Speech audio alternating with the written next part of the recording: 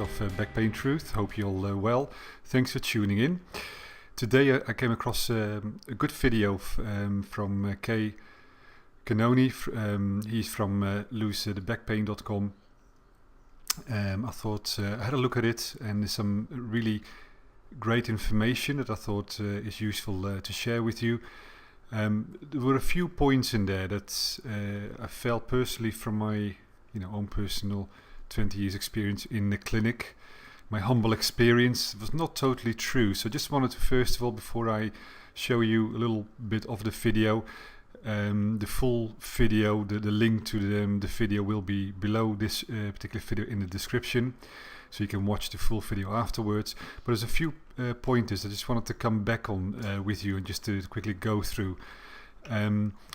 First of all, it was talked about the generalization of physiotherapy, osteopathy or chiropractic not really working. Now, on the one hand, I do agree with it, but the problem is, if it doesn't work, I found it's often down to the experience level of the approach of the practitioner. Sorry. Although sometimes the expectations of patients in relation to recovery time are unrealistic too. When you have a true herniated disc, that is not something like a locking joint you can manipulate it. Oh yes, great, I can move better again. It doesn't work like that, so it needs more extensive treatment.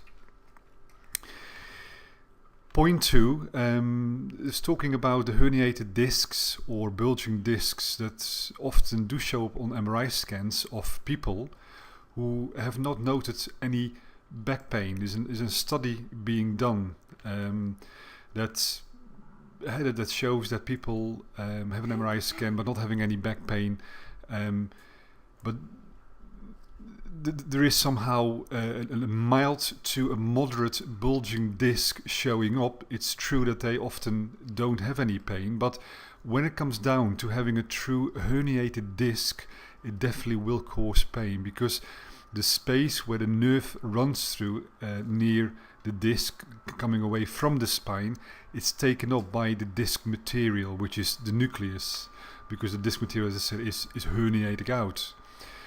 So obviously, because the pressure then on the nerve will definitely cause pain.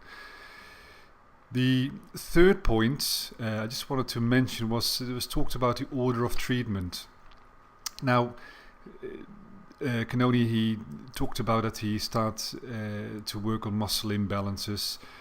Didn't really mention about the initial stage. Really is about settling the pain first, making sure that you restore full movement. Now, I'm sure he will have had the idea of mentioning that, or that is his approach as well. But yes, I agree.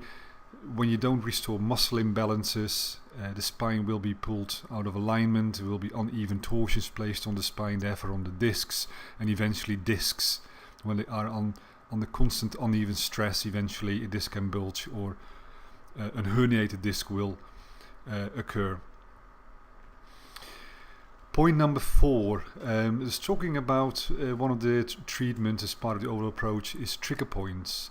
Now, trigger points was talked about as being damaged areas in the muscles, now which is not really true.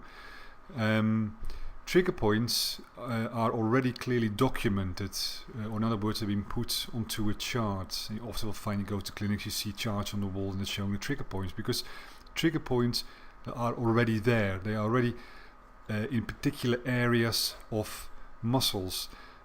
What it is, they are normally dormant, but when a muscle gets incorrectly or unevenly stressed, wrongly stressed over a longer period of time, or when muscles get stressed too much at once, these trigger points can become activated, but they're always found roughly in the same spot in the muscle.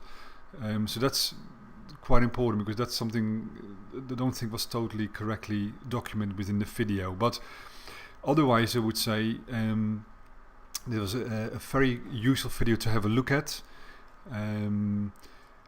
KCannone from losethebackpain.com, he put this video together, and it basically talks about the overall approach, a balanced approach to treating an herniated disc.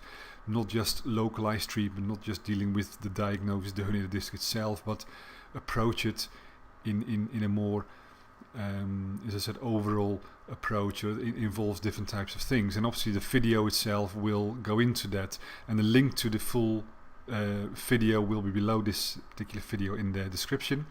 Thank you for tuning in. The little clip of the video will come now. Hope you enjoy it, and I'll see you at the next episode. Thank you. As I said earlier, if you do have a herniated disc, they can and do heal, and don't worry about that diagnosis.